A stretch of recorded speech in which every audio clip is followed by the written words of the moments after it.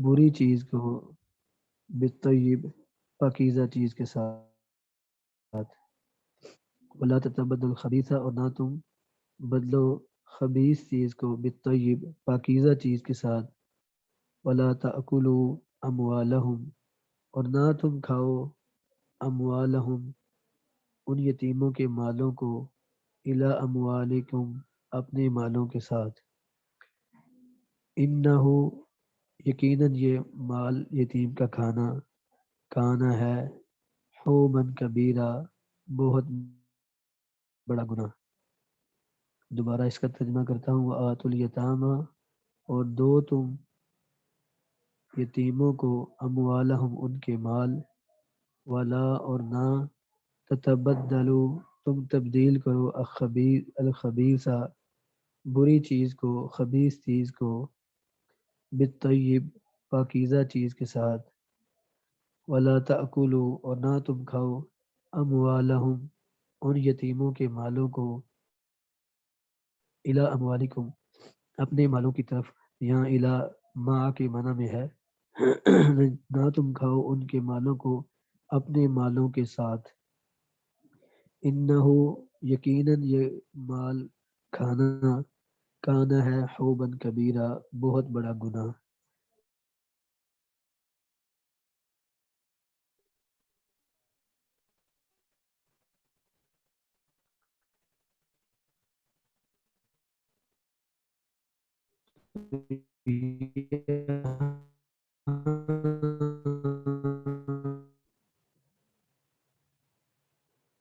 جاہلیت میں لوگ اس طرح سے کرتے کہ یتیموں کا مال بے دریغ کھاتے تھے، تو یہاں اولیاء کو اور جن کے حق میں مرنے والے نے وصیت کی ہوتی کہ میرے یتیم کے دیکھ بھال تمہارے ذمے ہے، ان کو یہاں نصیحت کی جا رہی ہے۔ تو وآتو اور دو تم عطا کرو تم الیتامہ یتیم بچوں کو، الیتامہ یہ یتیم کی جمع ہے، اور یتیم عربی زبان میں کہتے ہیں من فقد والدہ جو اپنے باپ سے محروم ہو جائے، او احد والدیہ یا والدین میں سے کسی ایک سے محروم ہو جائے، لیکن انسانوں کے لحاظ سے زیادہ تر یتیم کا اطلاق اس بچے پر ہوتا ہے جو اپنے باپ کی نعمت سے باپ کے سایہ شفقت سے محروم کر دی جائے، اس کا باپ فوت ہو جائے تو اسے یتیم کہتے ہیں۔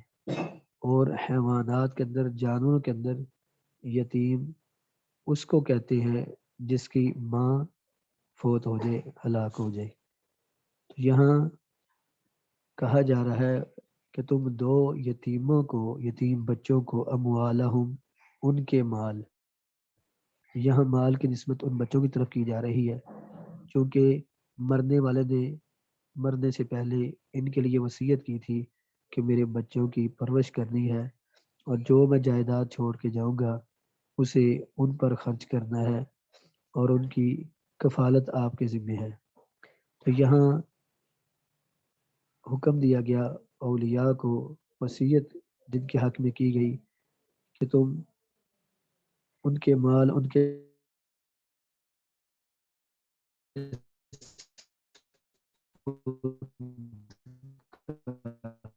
فاسیر میں سے امام قاتل اور امام کلبی فرماتے ہیں کہ نازت فی رجل بن غطفان کے ایک آدمی کے بارے میں یہ آیت نازل ہوئی، کانا معہ مال کثیر اس کے پاس بہت زیادہ مال تھا،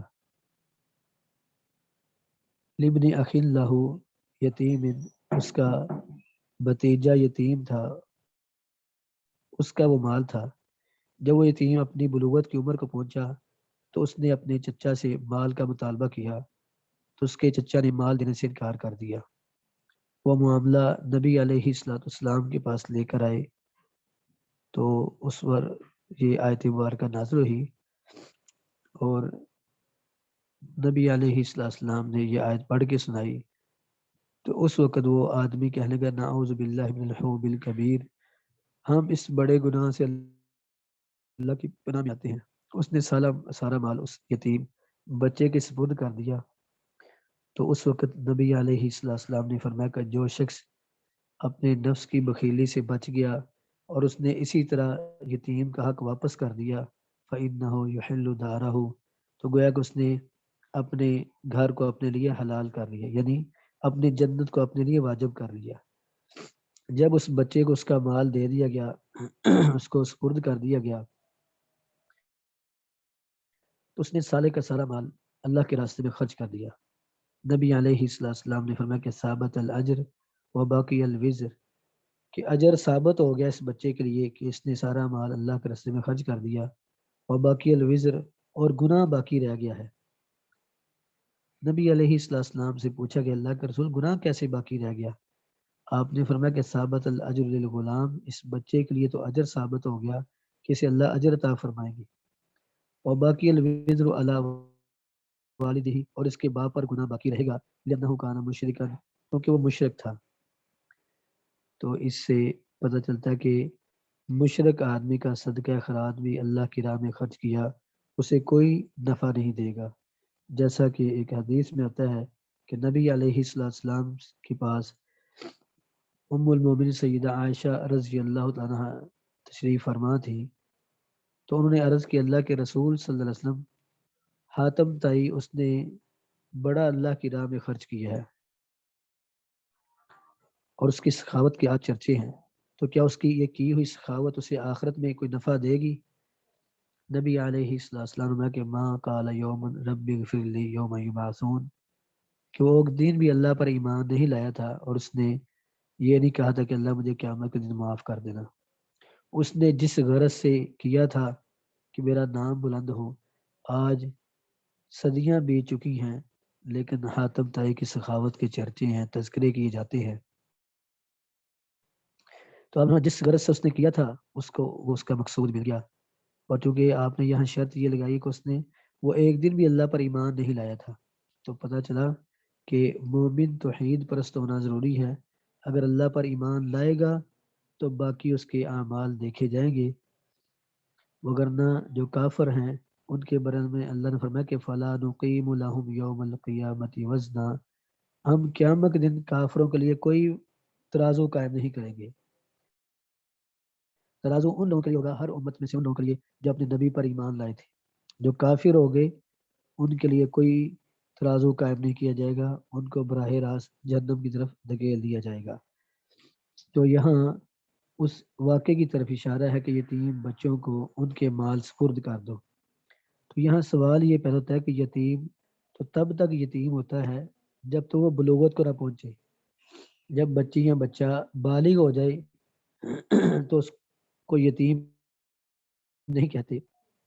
تو اس کا جواب مفسرین نے یہ بیان کیا ہے کہ چونکہ ماضی کے اعتبار سے، گزرے ہوئے زمانے کے اعتبار سے وہ یتیم ہی تھے، تو اس لیے کہا کہ ان یتیموں کو ان کے مال سپرد کر دو۔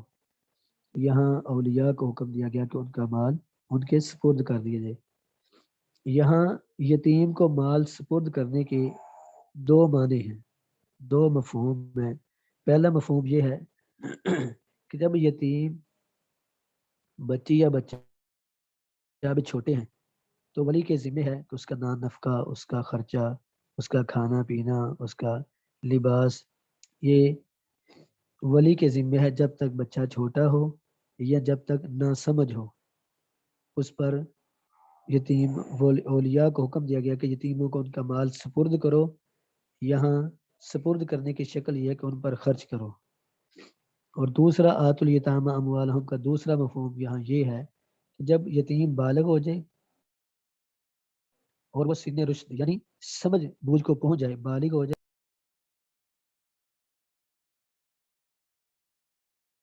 اچھے بھلے کی، خیر شر کی تمیز کر سکتا ہو، تو پھر اس کا مال سپرد کر دینا چاہیے۔ تو یہاں دوسرا مفہوم یہ ہے کہ جب بچے بالغ ہو جائے یتیم اور وہ اپنی نفع نقصان کو سمجھنا شروع کر دیں، تو پھر اولیاء کو حکم ہے کہ ان کی امانت، ان کی جائیداد جو ان کے باپ کی طرف سے ان کو دی گئی تھی وہ ان کے سپرد کر دیں۔ دوسرا آیت کا حصہ ہے وَلَا تَتَبَدَّلُ الْخَبِيثَ بِالطَّيِّبِ، تم خبیث کو، ناپاک کو پاک کے ساتھ تبدیل نہ کرو۔ اس کا مطلب یہ ہے کہ تم حرام کو، جو یتیم کا مال تھا تم پر کھانا حرام تھا، اس کو نہ تم تبدیل کرو بالطیب اپنے حلال مال کے ساتھ. یعنی لوگوں کا، یتیم بچوں کا جو مال ہے وہ تم پر حرام تھا، اس حرام کو اپنے حلال کے ساتھ تبدیل نہ کرو.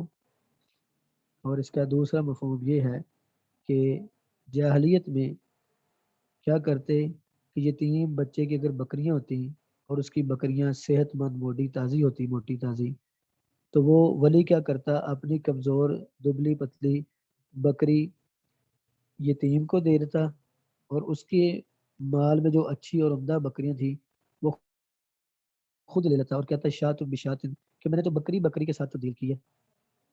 تو یہ تو ایک ہی چیز ہے، لہذا اس میں گناہ نہیں ہے. تو اللہ رب العزت نے کسی بھی طریقے سے یتیم کے مال کو کھانا جو لوگوں پر حرام ہے، اس کی یہاں شکل بیان کی ہے کہ وَلَا تَتَبَدَّلُوا الْخَبِيثَ، جو تمہارے حق میں حرام ہے اس کو تم حلال کے ساتھ تبدیل نہ کرو.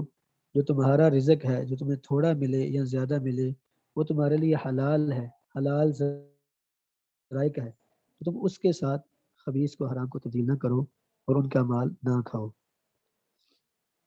یہ تھا اس آیت کے اس ٹکڑے کا حکم، وَلَا تَتَبَدَّلُوا الْخَبِيثَ بِالطَّيِّبِ. تیسرا آگے فرمایا کہ وَلَا تَأْكُلُوا أَمْوَالَهُمْ إِلَىٰ أَمْوَالِكُمْ، اور نہ تم کھاؤ ان یتیموں کے مالوں کو إِلَىٰ أَمْوَالِكُمْ، اپنے مالوں کے ساتھ. تو یہاں ان کے مالوں کو اپنے مالوں کے ساتھ ملا کر کھانے سے منع کیا گیا ہے. تو یہاں مطلق طور پر یتیم کا مال کھانا یہ حرام کرا دیا گیا تھا. اس آیت میں حرمت آئی ہے اور منع کیا گیا ہے کہ یتیموں کے مال کو اپنے مال کے ساتھ ملا کر نہ کھاؤ. یعنی ایک ولی جس کے پاس یتیم کی جائیداد ہوتی، اب یتیم گھر میں ایک بچہ ہے اور اس کے اپنے 5-6 بچے ہیں، تو وہ کیا کرتے، کھانے پینے کے لیے جو خرچہ کیا تھا جتنا حصہ اپنا ڈالتے اس کے برابر آدھا حصہ ہی اس اکیلے یتیم کا حصہ ڈالتے. تب یتیم تو ایک ہے، فرد واحد ہے، اور یہاں میاں بیوی بھی ہیں، 5-6 بچے بھی ہیں، تو وہ سارے ایک طرف آدھے حصے میں، اور یتیم اکیلے کا آدھا حصہ اس میں ڈالتے. تو جس سے منع کیا گیا کہ تم یتیموں کے مالوں کو اپنے مالوں کے ساتھ ملا کر نہ کھاؤ. جب یہ آیتیں کا نازل ہوئی تو لوگوں کو منع کر دیا کہ یتیم کے کھانے پینے کو اپنے کھانے پینے کے ساتھ شریک نہ کرو. تو صحابہ کرام رضوان اللہ مجمعین پر بڑی مشقت آئی.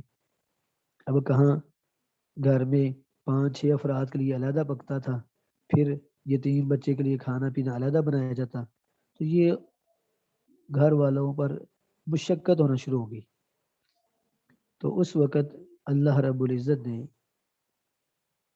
سورہ بقرہ کی آیت نمبر 220 آپ صلی اللہ علیہ وسلم پر نازل فرمائی اور فرمایا کہ وَيَسْأَلُونَكَ عَنِ الْيَتَامَى، یہ آپ سے یتیم بچوں کے بارے میں پوچھتے ہیں، یعنی یتیم بچوں کے مال کے حوالے سے. تو فرمایا قُلْ إِصْلَاحٌ لَهُمْ خَيْرٌ، فرمایا کہ کہہ دیجئے ان یتیم بچوں کی خیر خواہی، ان کی اصلاح ان کے لیے بہتر ہے. یتیم بچے کا کھانا پینا اگر باقیوں کے ساتھ ملا کر کرنا ہے اور اس نے بچے کی خیر خواہی ہے تو پھر ملا کر ساتھ شریک کر کے کھانے پینے میں شریک کر لی جائے. اور اگر یتیم بچے کا علیحدہ طور پر ہی بندوبست کھانے پینے کیا جائے اور اس میں اس کے لیے زیادہ خیر اور بھلائی ہو، تو پھر ان کے لیے خیر خواہی اسی میں کہ اس کو علیحدہ کھانے پینے کا اس کا بندوبست کیا جائے. تو یہاں علت یہ بیان کر دی کہ حلال کی علت یہ ہے کہ خیر خواہی ہونی چاہیے. اب جہاں گھر کے 5-6 افراد کے لیے 1-1.5 کلو پکنا ہے، وہاں یتیم بچے کے لیے ایک ٹائم کا تو تھوڑی پک سکتا ہے. جب اس کے لیے زیادہ پکایا جائے گا تو وہ پھر خراب بھی ہو سکتا ہے، وہ پھر بچہ سارا کھا بھی نہیں سکتا، تو اس لیے وہ ضائع اور بیکار جائے گا. تو فرمایا کہ مقصد یہ ہے کہ ان کی اصلاح ہونی چاہیے، ان کی خیر خواہی مقصود ہے. فرمایا وَإِن تُخَالِطُوهُمْ، اگر تم ان کو اپنے ساتھ شریک کر لیتے ہو، اپنے ساتھ ملا جلا لیتے ہو کھانے پینے میں، فإخوانکم تو تمہارے دینی بھائی ہیں، اللہ یعلم المفسد من المصلح، اور اللہ جانتا ہے کہ تم میں فساد کرنے والا کون ہے، تم میں اصلاح کرنے والا کون ہے۔ تو یہاں اللہ نے آخر میں یہ حکم بیان کر دیا جس طرح سے مرضی یتیم بچوں کے ساتھ کا مال استعمال کرو، لیکن یہ بات یاد رکھنا اللہ کو پتہ ہے فساد کرنے والا کون ہے اور خیر خواہ کون ہے۔ تو سورہ بقرہ کی آیت نمبر 220 اللہ رب العزت نازل فرمائی اور پھر حکم دے دیا کہ تم ان کی خیر خواہی دیکھو اور ان کی خیر خواہی کے مطابق ہی ان پر خرچ کرو۔ تو یہاں ولا تاکلوا اموالہم، نہ تم کھاؤ ان کے مالوں کو، الا اموالکم، اپنے مالوں کے ساتھ۔ الا یہاں مع کے معنی میم عین مع کے معنی میں استعمال ہو رہا ہے کہ نہ تم کھاؤ ان کے مالوں کو اپنے مالوں کے ساتھ۔ انہو بے شک یہ ان کے مالوں کا کھانا، کان ہے حوبن کبیرہ، بہت بڑا گناہ۔ بے شک ان کے مالوں کو کھانا، کان ہے حوبن کبیرہ، بہت بڑا گناہ۔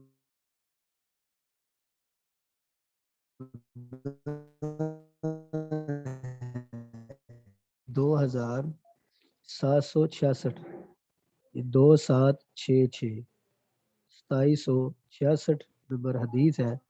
سیدنا ابو ہریرہ رضی اللہ تعالیٰ عنہ بیان فرماتے ہیں کہ نبی کریم صلی اللہ علیہ وسلم نے فرمایا اجتنبوا السبع الموبقات، 7 ہلاک کر دینے والے گناہوں سے بچو۔ اجتنبوا یہ اجتناب سے ہے، اجتناب کا مطلب ہے بچنا، پرہیز کرنا، اجتناب کرنا، جیسے ہماری اردو زبان میں بھی کہ میں فلاں فلاں چیز سے اجتناب کرتا ہوں، پرہیز کرتا ہوں۔ تو فرمایا اجتنبوا السبع الموبقات، 7 ہلاک کر دینے والے گناہوں سے بچو۔ قالو تو صحابہ نے عرض کی یا رسول اللہ، اے اللہ کے رسول صلی اللہ علیہ وسلم، وما ہن، وہ 7 ہلاک کر دینے والے گناہ کون سے ہیں؟ قالو انہوں نے پوچھا صحابہ نے یا رسول اللہ، اے اللہ کے رسول صلی اللہ علیہ وسلم، وما ہن، وہ ہلاک کر دینے والے گناہ کون سے ہیں؟ قال تو آپ علیہ السلام نے فرمایا سب سے پہلا گناہ الشرک باللہ، اللہ کے ساتھ شرک کرنا۔ تو شرک یہ بہت بڑا گناہ ہے اور شرک پر بھی میرے دروس موجود ہیں، تو کبھی موقع ملا تو انشاءاللہ اسی ہمارے واٹس ایپ گروپ میں بھیجوں گا، شرک کی اقسام، شرک کی قباحت اور شرک کے نقصانات۔ تو بہرحال یہ بات یاد رکھیں، رب تعالیٰ نے فرمایا کہ ان اللہ لا یغفر ان یشرک بہ، اللہ نہیں بخشے گا شرک کو۔ شرک کرنے والا اگر دنیا سے بغیر معافی مانگے توبہ کیے چلا گیا تو اس کی آخرت میں کوئی معافی نہیں، چاہے وہ نبی کا باپ کیوں نہ ہو، نبی کا بیٹا کیوں نہ ہو، یہ بات یاد رکھیں۔ دوسرا فرمایا انہ من یشرک باللہ فقد حرم اللہ علیہ الجنہ، جس نے اللہ کے ساتھ شرک کیا اللہ نے جنت اس پر حرام کر دی ہے، یعنی شرک کرنے والا، شرک اکبر کرنے والا ابدی جہنمی ہو جاتا ہے۔ تیسرا نقصان شرک اکبر کا، فرمایا لئن اشرکت لیحبطن عملک، اگر آپ نے شرک کیا تو اللہ آپ کے اعمال تباہ و برباد کر دے گا۔ تو اس لیے شرک اکبر کرنے والے کی ساری عمر بھر کی نیکیاں تباہ و برباد ہوں۔ تو یہ شرک اکبر کے نقصانات ہیں، اس لیے ہمیشہ انسان کو ٹو ٹو کے دیکھ دیکھ کے دنیا کی زندگی میں قدم رکھنا چاہیے، کہیں زبان سے، اپنے قول سے، اپنے فعل سے کوئی ایسا عمل نہ ادا ہو جائے کہ جو شرک ہو۔ اللہ ہم سب کو شرک سے محفوظ فرمائے۔ دوسرا فرمایا کہ والسحر، سین کے نیچے کسرہ زیر پڑھنی، والسحر، سحر پڑھیں گے تو کیا ہے وہ سحر کہیں گے سحری کے وقت کو۔ تو فرمایا والسحر، اور دوسرا گناہ جو کبیرہ گناہ ہے وہ ہے جادو، جادو کرنا یہ کبیرہ گناہ ہے، اور جادو کروانا یہ بھی کبیرہ گناہ ہے، لیکن جادو کرنے والا کافر ہو جاتا ہے، اور نبی علیہ السلام کا فرمان ہے حد الساحر ضرب بالسیف، جس بندے کے بارے میں ثابت ہو جائے، تمام دلائل اور گواہیاں مل جائیں کہ یہ بندہ جادوگر ہے، تو اسلام کے اندر اس کی سزا یہ ہے کہ اس کا سر قلم کر دیا جائے۔ تیسرا گناہ ہما قتل النفس التي حرم اللہ الا بالحق، کسی جان کو ناحق قتل کرنا، یعنی ایک معصوم جان جس کا کوئی گناہ بھی نہیں، جس نے کوئی جرم بھی نہیں کیا، اور کسی کو ناحق قتل کر دینا، فرمایا یہ بھی کبیرہ گناہ ہے، بندے کو ہلاک کر دے گا، یہ تیسرا گناہ ہے۔ چوتھا وَأَكُلُ الرِّبَا، سود خوری، سود کھانا. 5واں گناہ اکل مال الیتیم، یتیم کے مال کو کھانا. اکل مال الیتیم، یتیم کے مال کو کھانا. 5 ہو گئے. اور والتولی یوم الزحف، اور میدان جنگ سے پیٹ پھیر کر بزدلی دکھاتے ہوئے بھاگ جانا اور سینہ سپر ہو کر نہ لڑنا کبیرہ گناہ ہے. جبکہ حکم تو یہ تھا کہ اپنی جان پیش کرتا، اسلام پر آنچ نہ آنے دیتا. تو میدان جنگ سے بھاگنا یہ بھی کبیرہ گناہ ہے. اور 7واں ہے وقذف المحصنات المؤمنات الغافلات، پاک دامنہ مومنہ عورتوں پر الغافلات، جو برائی اور برائی کی چیزوں سے دور رہتی ہیں، جن کو پتہ بھی نہیں برائی کا، جنہوں نے کبھی برائی کے بارے میں سوچا بھی نہیں. پاک دامنہ عفیفہ عورتوں پر تہمت لگانا یہ بھی کبیرہ گناہ ہے. تو یہ 7 کبیرہ گناہ ہیں جو اپنے صاحب کو ہلاک کر دیں گے. تو نبی علیہ السلام کہ یہ اجتنبوا السبع الموبقات، ان 7 گناہوں سے بچو کیونکہ یہ اپنے صاحب کو ہلاک کر دیں گے. تو فرمایا انہو، بے شک یتیم کے مال کو کھانا کان ہے حوبن کبیرہ، بہت بڑا گناہ. تو میرا خیال آج ایک آیت کی تفسیری پڑھتے ہیں، باقی ہم انشاءاللہ حدیث کا سبق میرا خیال آج رہنے دیں کہ آج میری طبیعت ذرا ٹھیک نہیں تھی. تو انشاءاللہ اسی پر اکتفا کرتے ہیں. جو کہا جو سنا، اللہ عمل کی توفیق عطا فرمائے. باقی انشاءاللہ آئندہ ہفتے پھر حدیث کا بھی ساتھ سبق ہوگا. تو باقی بہنوں جو آ رہی تھیں وہ سستی کر رہی ہیں تو ان کو بھی بار بار ترغیب دیجیے تاکہ سب کا بھلا ہو سکے. جزاکم اللہ خیرا. السلام علیکم ورحمۃ اللہ وبرکاتہ.